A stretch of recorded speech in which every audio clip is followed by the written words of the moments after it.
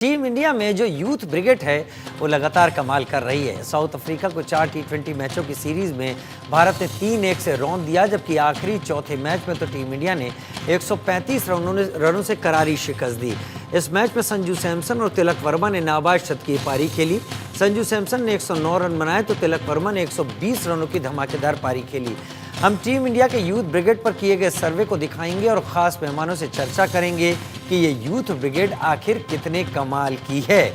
हमारे साथ हमारे ख़ास मेहमान जुड़ेंगे, लेकिन पहला सर्वे कर लेते हैं। किस युवा टी20 खिलाड़ी से आप सबसे ज़्यादा प्रभावित हैं? तो तिलक वर्मा की बात कर लेते हैं। किस युवा खिलाड़ी से प्रभावित हैं? तिलक वर्मा का नाम यहाँ पर आ रहा है, देखिए सामने आएगा। जी हाँ, ये सर्वे आया। तिलक वर्मा से आप प्रभावित हैं, यशस्वी जायसवाल से प्रभावित हैं। तो तिलक वर्मा से 33%, यशस्वी से 9%, रिंकू सिंह से 23%, अभेश शर्मा 33% और 2% कह नहीं सकते। ये यहाँ पर आंकड़ा निकलकर सामने आ रहा है। एक और सर्वे हम यहाँ पर ले लेते हैं और वो सर्वे यहाँ पर क्या कह रहा है, वो सर्वे भी सुन लीजिए। टेस्ट क्रिकेट में किस युवा खिलाड़ी ने आपको प्रभावित किया है, तो वो भी हम आपके सामने नाम रख लेते हैं। चलिए, टेस्ट क्रिकेट में ध्रुव जुरेल, सरफराज खान, आकाशदीप सिंह या कह नहीं सकते। अब आंकड़े क्या कह रहे हैं जो हमने लोगों से सर्वे किया है, तो आंकड़े कह रहे हैं कि ध्रुव जुरेल 21%, 23% सरफराज, 45% आकाशदीप सिंह और 11% कुछ कहने की स्थिति में नहीं है। दो हमारे साथ खास मेहमान इस वक्त लगातार जुड़ रहे हैं। मनोज जोशी जी स्पोर्ट्स एडिटर के तौर पर और Kulvinder Singh Kang senior content cricket commentator के रूप में। सबसे पहले कुलविंदर सिंह कंग साहब, आपका रुख करते हुए जल्दी ही जुड़ने वाले हैं। पहले मनोज जी मेरे साथ जुड़ रहे हैं। मनोज जी, ये दोनों सर्वे क्या इशारा करते हैं? नई पौध की तैयारी पूरी ज़बरदस्त तैयारी के साथ हो चुकी है। जी हाँ, बिल्कुल। और दोनों में जो बात रिफ्लेक्ट होती है वो एक ही होती है कि हमारे जो युवा खिलाड़ी हैं, युवा ब्रिगेड हैं, ये आने वाले समय में कमाल का धमाल करने वाले हैं। ऐसा धमाल जो आपने शायद आप भी कहेंगे कि विराट कोहली, रोहित शर्मा टी20 क्रिकेट में कैसा प्रदर्शन कर गए, लेकिन ये तो उनसे भी आगे निकल गए। देखिए, हम तुलना तो नहीं कर रहे हैं, करनी भी नहीं चाहिए, लेकिन ये एक ऐसी रन मशीन है जिन्होंने जिस तरीके से प्रदर्शन किया है, जिस तरह से ताबड़तोड़ अंदाज दिखाया है, जिस तरह से बेखौफ होकर खेले हैं, जिस तरह से लेंथ को बहुत जल्दी पढ़ लेते हैं ये खिलाड़ी, ये अपने आप में काबिल तारीफ है, जिसकी जितनी प्रशंसा की जाए कम है। निरंतरता इनमें बहुत गजब की है। अब देखिए, सर्वे का जो आपका पहला सवाल था उसमें ज्यादा वोट जो है मैं देख रहा हूं तिलक वर्मा और अभिषेक शर्मा को मिले हैं। अब तिलक वर्मा एक ऐसे खिलाड़ी, अगर आपने इनको देखा हो, दो बैक टू बैक जो इन्होंने सेंचुरी लगाई है साउथ अफ्रीका के खिलाफ, घुटना नीचे रखकर, हम तो सोचते थे कि घुटना नीचे रखकर जो है आप स्वीप शॉट खेलते हैं, लेकिन ये तो लॉन्ग ऑन लॉन्ग ऑफ, हर जगह घुटना नीचे रखकर उसकी लंबाई को बहुत जल्दी भांपते हैं और चौके चक्के लगाते हैं। श्रेयस अय्यर को जिस तरह से इन्होंने देखा, जिस तरह से इन्होंने आपने देखा मनीष पांडे को, उसी अंदाज में खेलते हैं। और चलते चलते मैं आपको इसमें अभिषेक शर्मा का नाम और जोड़ दूं कि जिस तरह से इन्होंने हरारे में सेंचुरी बनाई थी केवल 36 गेंदों पर, यहां जो इन्होंने 2 अच्छी शानदार पारियां खेली हैं, उससे अब इन्होंने दिखाया है कि जो पीछे गलतियां हुई हैं उससे वो अब पूरी तरह से संभल चुके हैं। अब ये लंबी पारी खेलना सीख गए हैं। लंबी पारी खेलना सीख गए हैं, ऐसा आप कह रहे हैं। कुलविंदर सिंह कंग भी हमारे साथ इस वक्त जुड़ गए हैं सीनियर क्रिकेट कमेंटेटर के तौर पर। कुलविंदर जी, 2 सवाल हमने अपने दर्शकों से पूछे। एक, टेस्ट क्रिकेट में किससे सबसे ज्यादा उम्मीद है, और दूसरा युवा प्रतिभा को लेकर तिलक वर्मा कैसा खेल रहे हैं, अभिषेक कैसा खेल रहे हैं, आकाशदीप कैसा खेल रहे हैं। दर्शक कहीं बहुत इन खिलाड़ियों में भविष्य की युवा टीम देख रहे हैं। क्या जो दर्शकों का जवाब सामने आ रहा है कि तिलक वर्मा में एक वो बेहतरीन एक खिलाड़ी देख रहे हैं, आकाशदीप में बेहतरीन खिलाड़ी देख रहे हैं, आप भी इसी पर जा रहे हैं, या आपको लग रहा है कि सेकंड इन लाइन तैयार करने की जो कोशिश की जा रही है वो फल दे रही है इस वक्त? देखिए, सबसे बड़ी बात यह है कि भारतीय क्रिकेट टीम की खासियत यह है कि इसकी एक साथ 3 या 4 टीमें बनाई जा सकती हैं और दुनिया की किसी भी क्रिकेट टीम से तीसरी या चौथी टीम भी खेलेगी तो पूरी टक्कर देगी। भारत के पास बेंच स्ट्रेंथ बहुत ज्यादा है।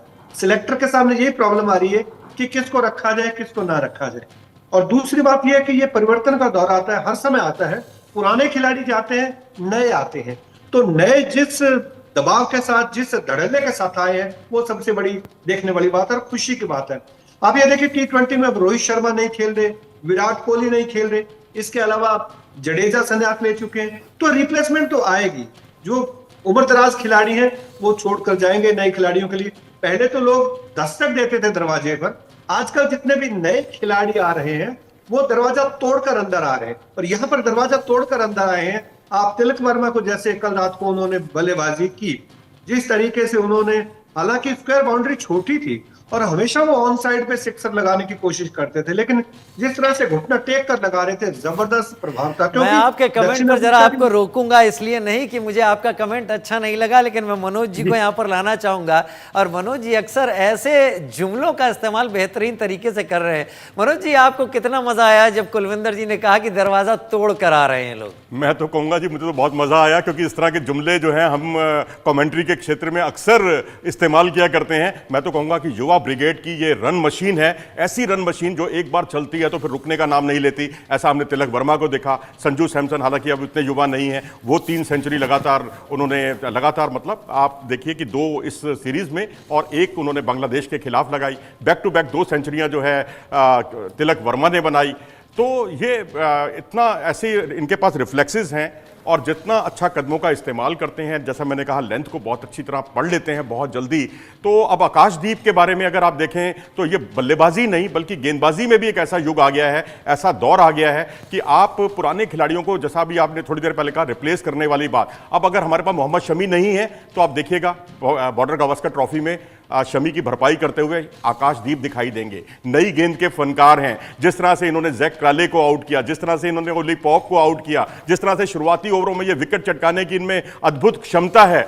मैं तो हैरान हूं कि जब बुमराह नहीं होते तो ये बुमराह की भरपाई करते हैं, जब बुमराह होते हैं तब भी ये नई गेंद से ज्यादा विकेट चटकाते हैं। 5 टेस्ट मैचों में 10 विकेट चटकाना, ये भी अद्भुत कमाल है। तो मैं तो कहूंगा ये मानना पड़ेगा कि युवा ब्रिगेड जो है ये अब किसी की नहीं सुनती। जब ये अपनी रिदम में आ जाए तो फिर इनको रोकना मुश्किल ही नहीं, करीब करीब नामुमकिन हो जाता है। करीब करीब नामुमकिन हो जाता है। अगले सवाल पर मैं आऊं, लेकिन उससे पहले कुलविंदर सिंह कंग जी, आपसे मैं सवाल पूछना चाहूंगा। कोई भी क्रिकेट अगर बेहतरीन प्रतिभा को जन्म देता है तो उसके लिए डोमेस्टिक क्रिकेट जिम्मेदार होता है। आपको लगता है कि रणजी ट्रॉफी, दिलीप ट्रॉफी पहले जो नहीं कर पा रहे थे वो उनकी जगह आईपीएल ने कर दिया, जो ऐसे विस्फोटक खिलाड़ी हमें मिल गए? जी ट्रॉफी, दिलीप ट्रॉफी पहले जो नहीं कर पा रहे थे वो उनकी जगह आईपीएल ने कर दिया, जो ऐसे विस्फोटक खिलाड़ी हमें मिल गए। देखिए, आईपीएल ने तो तकरीबन कितने साल हो गए इसको चलते हुए, 16 साल हो गए, 17 साल आईपीएल ने तो दिए ही दिए हैं। लेकिन सबसे बड़ी बात है टेस्ट मैच खेलना, वहां आपके अंदर एक विकेट के ऊपर टिके रहने की क्षमता आती है। इसके अलावा घरेलू सर्किट में आपको प्रैक्टिस करने का मौका मिले, खेलने का मौका मिले, तो आप अच्छी तरह से परिपक्व होते हैं।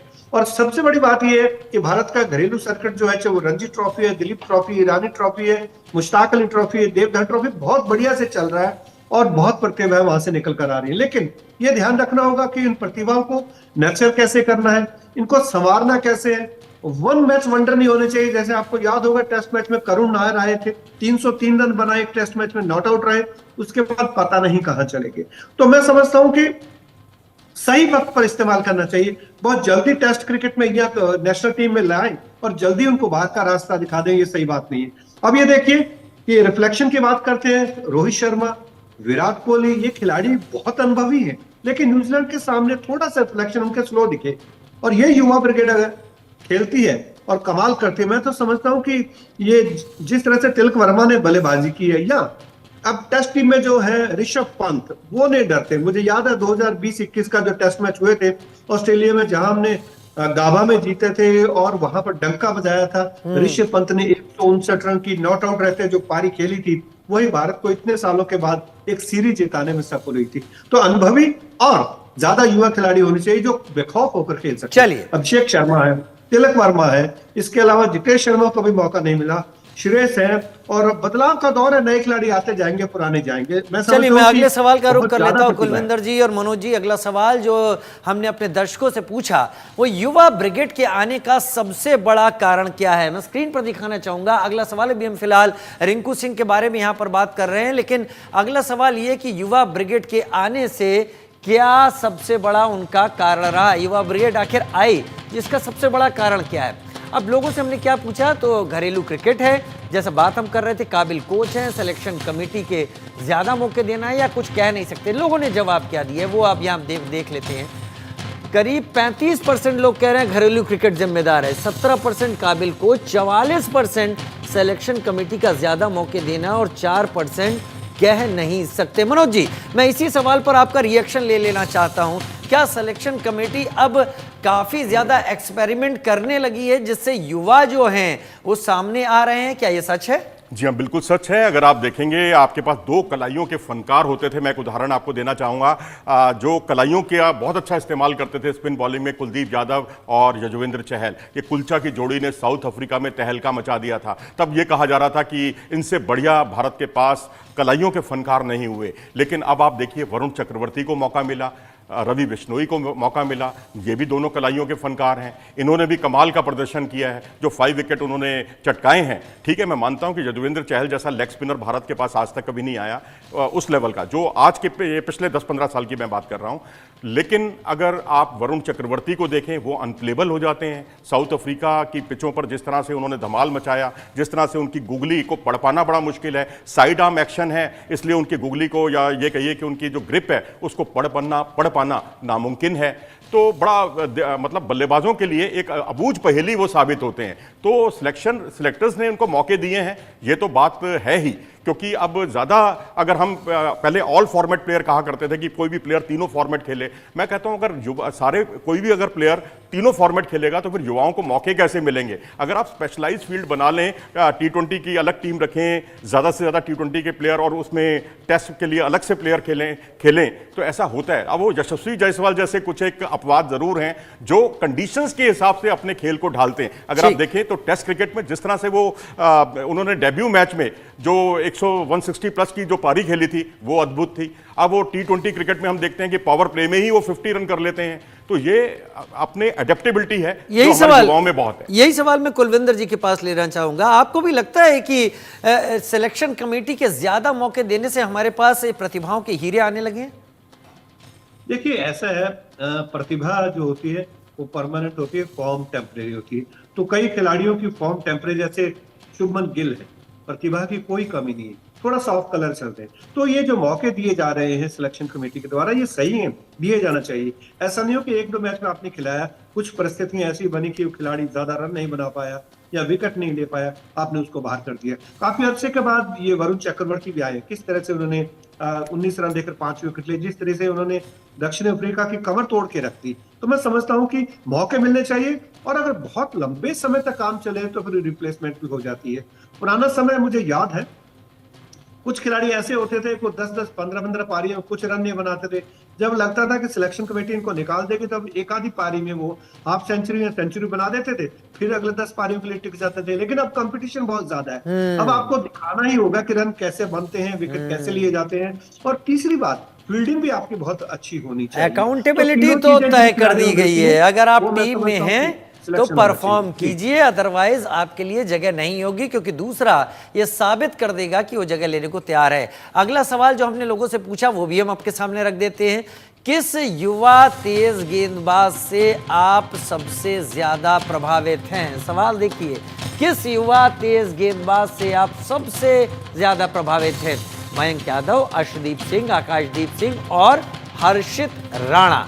तो क्या कहा लोगों ने वो भी हम देख लेते हैं।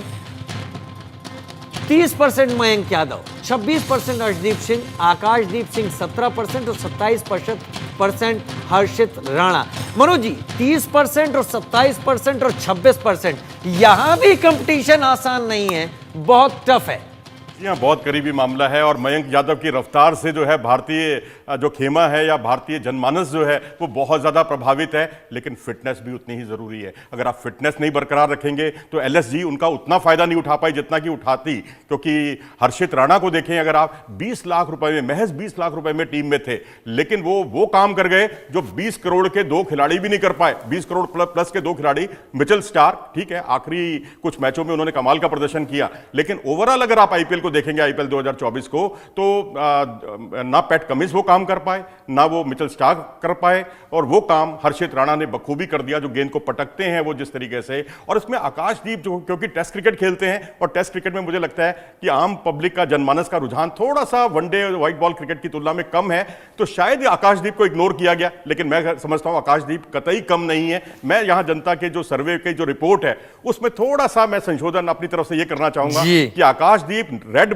बॉल के फनकार हैं और शुरुआती ओवरों के फनकार हैं। जो काम बुमराह करते हैं वही काम वो भी करते हैं। चलिए कुलविंदर जी से पूछ लेते हैं। कुलविंदर जी, मनोज जी तो आकाशदीप के लिए थोड़ा सा पजेस्ड लग रहा है, उनको लग रहा है कि नहीं ये कहीं ज्यादा बेहतर उम्मीद करता था, और मुझे भी लगता है आकाश में जलने वाले दीप की तरह है आकाशदीप। आपका क्या कहना है? देखिए, ऐसा है, मैं कुछ अलग इस पे नजरिया रखूंगा। आपने गति की बात कही, आपने मयंक यादव की बात करी, उमरान मलिक भी आए थे। अगर आप ज्यादा स्पीड के ऊपर ध्यान देंगे, एक्यूरेसी नहीं होगी, तो आप जल्दी इंजर्ड भी हो जाएंगे। अब ये मयंक यादव के साथ हो रहा है, तो आपकी गेंदों में एक्यूरेसी भी होनी चाहिए। अब अर्शदीप को पता नहीं मुझे क्यों कम नंबर मिले, आकाशदीप बिल्कुल सही चल रहे हैं। अर्शदीप जिस तरह से यॉर्कर गेंदें डालती हैं, आपने देखा होगा लास्ट ओवर में किस तरह से उन्होंने भारत को जितवाया था। तो मैं समझता हूं कि एक्यूरेसी होनी चाहिए। जब जरूरत पड़े आप बुमराह की तरह आप यॉर्कर लेंथ की गेंदें भी डाल सकें, आप अवे भी खिला सकें, आप विकेट ले सकें। उसके लिए आपको हिम्मत चाहिए। आप रन पड़ने से डरे नहीं, आप रन खर्च करें और विकेट को आप जरूर खरीदें। और ऐसा ही खिलाड़ी है आकाशदीप है, और इसके अलावा अर्शदीप है। मैं समझता हूं कि खिलाड़ी की लाइन, लेंथ और गति तीनों काम करती हैं। केवल गति, उमरान मलिक आज पता नहीं कहां चले गए, केवल आईपीएल में आते हैं। इसी तरह मयंक यादव इंजर्ड है। तो खिलाड़ियों की जो शारीरिक क्षमता है उसको ज्यादा खर्च ना हो, उसमें वियर एंड टीयर्स ना हो, इस बात का भी ध्यान रखा जाता है सिलेक्शन कमेटी के द्वारा, और रखा जाना चाहिए। फिटनेस बहुत जरूरी है, जैसा मनोज ने कहा। फिटनेस के अलावा एक्यूरेसी भी जरूरी है, और डोमेस्टिक सर्कल खेलना भी जरूरी है। जो खिलाड़ी खेलने से मना कर देते हैं, जैसे श्रेयस अय्यर और एक और खिलाड़ी ने नहीं खेला था, उनको ग्रेड नीचे कर दिया गया। तो मैं समझता हूं कि करत करत अभ्यास के जड़मति हो तो सुजान। तो आपको अभ्यास करना है, प्रयास करना है, डोमेस्टिक भी खेलना है, तो जहां जरूरत पड़े भारत को विकेट लेकर देना। तो ये युवा ब्रिगेड है, कमाल कर रही है। रिंकू सिंह देखिए ऑफ कलर चल रहे हैं, लेकिन जिस दिन वो वापस अपने फॉर्म में आएंगे वो भी कमाल करेंगे। मैं तो बहुत कुलविंदर कंगी ने जो बात कही, अभी मैं बीच में कुलविंदर जी रोक रहा हूं आपको, बहुत अच्छी आपने बात कही अर्शदीप सिंह के लिए। क्योंकि मुझे याद है कि आपने जो कहा, जो वैरायटी ऑफ बॉलिंग है, जिस तरह से हमने रीजा हेंड्रिक्स को विकेट लेते हुए उनको देखा। एक गेंद वो आउट स्विंगर करते हैं बाहर की ओर, एक बाएं हाथ का गेंदबाज अगर एक गेंद को बाहर की तरफ निकालता है, अगली गेंद वो इन स्विंगर कर देते हैं, जिस पर उनका विकेट झटक लेते हैं। इसे कहते हैं वैरायटी। तो अर्शदीप को वाकई इग्नोर नहीं किया जा सकता। और टी20 वर्ल्ड कप में जिस तरह से उन्होंने सबसे ज्यादा विकेट लेने वाले गेंदबाज वो थे, और बुमराह क्योंकि दूसरे छोर पर गेंदबाजी कर रहे थे, उनका उन्होंने कितना भरपूर फायदा उठाया, और वहां से प्रेशर क्रिएट होता था, ये विकेट चटकाते थे। ठीक है, मैं आता हूं कुलविंदर जी, मैं आता हूं। आप लोगों की चर्चा उन लोगों के लिए बहुत ज्यादा जरूरी है जो भारतीय क्रिकेट को शायद अभी तक समझ नहीं पाए कि ऐसा कमाल बीसीसीआई और भारतीय क्रिकेट में क्यों दिखाई पड़ रहा है। अगला सवाल इसकी बात बहुत सामने रख देगा। हमारा सवाल हमने दर्शकों से पूछा कि युवा ब्रिगेड जो है उसको किस क्षेत्र में सबसे अधिक ध्यान देने की जरूरत है। अभी अमरदीप, ये सवाल हमारे साथ देखिए सबके सामने, जो युवा नए लोग आ रहे हैं उनको किस क्षेत्र में सबसे अधिक ध्यान देने की जरूरत है? तो कौन से? निरंतरता, टेम्परामेंट, इंजरी से बचना, बेसिक्स पर खास। ये होटल डिसेंट है ऐसी लोकेशन पे। वैसे यहाँ रहने के लिए पैसे लगते हैं। जाएगा तो क्या कह रही है जनता? 29% कह रही है निरंतरता, लगातार कंसिस्टेंसी बनाए रखिए। 8% कह रहे हैं टेम्परामेंट, अब गुस्सा दिखा दिया। 33% कह रहा है इंजरी से बचना, आपको हमेशा खेलना है इसलिए इंजरी से बचिए। 30% बेसिक्स पर खास ध्यान दीजिए। 29, 33 और 30। मनोज जी, मुझे नहीं लगता कि इन तीनों पॉइंट में जो करीब करीब बराबर हैं, कोई भी कम है। कहा आपने, क्योंकि इंजरी से बचना को ज्यादा लोगों ने सबसे ज्यादा वोट दिए हैं। भाई, आप इंजर्ड नहीं होंगे, फिट होंगे, तभी तो आप आगे खेलेंगे ना। ये सारी निरंतरता और ये सारी चीजें बाद में आती हैं, पहले आपका उपलब्ध होना सबसे इंपॉर्टेंट होता है। दूसरी बात है निरंतरता, कंसिस्टेंसी। लेकिन यहां थोड़ा सा एक विरोधाभास नजर आ रहा है, क्योंकि भारतीय टीम प्रबंधन एक तरफ तो कहता है कि आप बेखौफ होकर खेलिए, आप उसकी चिंता मत कीजिए कि आपको बाहर कर दिया जाएगा।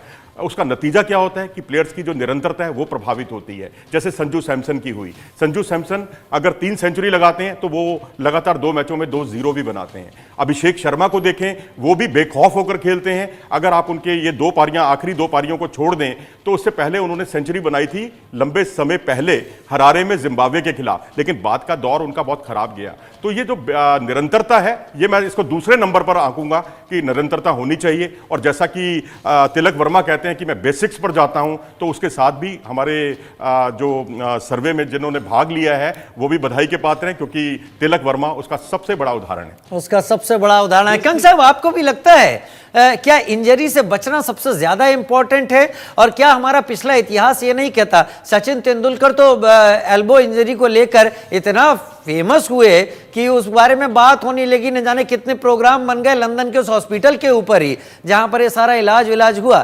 तो क्या इंजरी से बचना बहुत जरूरी? देखिए, ये तो बिल्कुल बेसिक चीज है। सबसे बड़ी बात है, चाहे सचिन तेंदुलकर हो, विराट कोहली हो, रोहित शर्मा हो, जसप्रीत बुमराह हो, इंजरी से आपको बचना ही बचना है। दूसरी बात, बेसिक पर ध्यान देना। तीसरी जो बात हम कह रहे हैं कि बेखौफ होकर खेलना, एक उदाहरण देना चाहूंगा। सन 1996 का ओडीआई विश्व कप श्रीलंका ने जीता था। अर्जुन रणतुंगा टीम के कप्तान थे। राइट। जब शुरू होना वर्ल्ड कप शुरू, छोटी सी बात है, वर्ल्ड कप शुरू होना था तो रणतुंगा ने स्पिनर जयसूर्या और विकेट कीपर रमेश कालूपुत्रना को अपने पास बुलाया। उन्होंने कहा आप दोनों ओपनिंग करेंगे। उन्होंने कहा सर हमने कभी 8वें 9वें नंबर पर बैटिंग की ओपनिंग कैसे कर सकते हैं?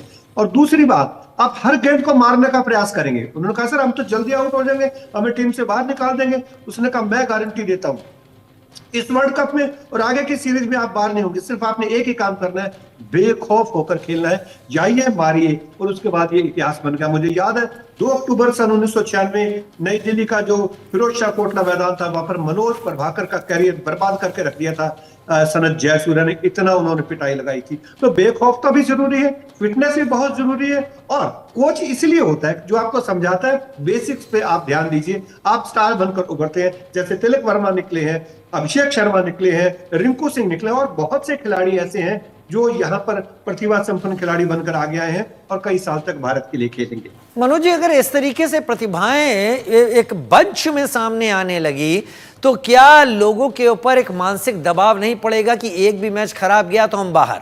ये बहुत कुछ टीम प्रबंधन पर डिपेंड करता है। टीम मैनेजमेंट जो है, अगर आपको ये हौसला देता है कि आप खेलिए, बेखौफ होकर खेलिए, हम आपके साथ हैं, तो बहुत अच्छी बात है। अभिषेक शर्मा को जब मौका मिला था वो तब नहीं चले थे, लेकिन उनको फिर दोबारा मौका दिया। ऐसा नहीं कि टीम प्रबंधन जो है खिलाड़ियों की जो आजमाइश करता है या खिलाड़ियों की जो खोज करता है और खराब प्रदर्शन करने पर उनको हमेशा के लिए बाहर कर देता है, जैसे पहले होता था। जैसे थोड़ी देर पहले कुलविंदर सिंह कंग जी ने उदाहरण भी दिए, करुण नायर से लेकर तमाम। तो मैं वही कहूंगा कि अब टीम प्रबंधन की सोच बदली है, सिलेक्टर्स की सोच बदली है, खिलाड़ी की शिनाख्त अच्छे तरीके से कर ली जाती है और उनको उतने पर्याप्त मौके दिए जाते हैं। और ये मौके मिलना किसी भी युवा के लिए एक टॉनिक का काम करता है और कोई भी इन मौकों को हाथ से गंवाना नहीं चाहता। मुझे याद पड़ता है जब भारत ने शुरुआती अपने वनडे मैच खेले थे, तो अगर मैं गलत नहीं हूं, आप दोनों क्रिकेट के जानकार एक्सपर्ट हैं, सुनील गावस्कर ने उस 60 ओवर के वनडे मैच में इतने रन बनाए थे जो आज T20 के पहले कुछ ओवरों में भी अगर नहीं कोई बना पाता तो उसको कहा जाता है कि कुछ भी नहीं कर पा रहा। और सुनील गावस्कर का वो स्कोर बड़ा माना जा रहा था। आज तबाही है एक ही T20 में। 174 गेंदें खेली जी, 36 रन बनाए, नॉट आउट जी रहे। जी। आज एक T20 में 2 सेंचुरी मार दी गई है, 2 सेंचुरी। और ये बदलते भारत का और बदलते भारत के एक तैयारी का पैमाना है। बहुत शुक्रिया कुलविंदर जी आपका, मनोज जोशी जी आपका जुड़ने के लिए क्रिकेट पर इस चर्चा, इस जानकारी के साथ।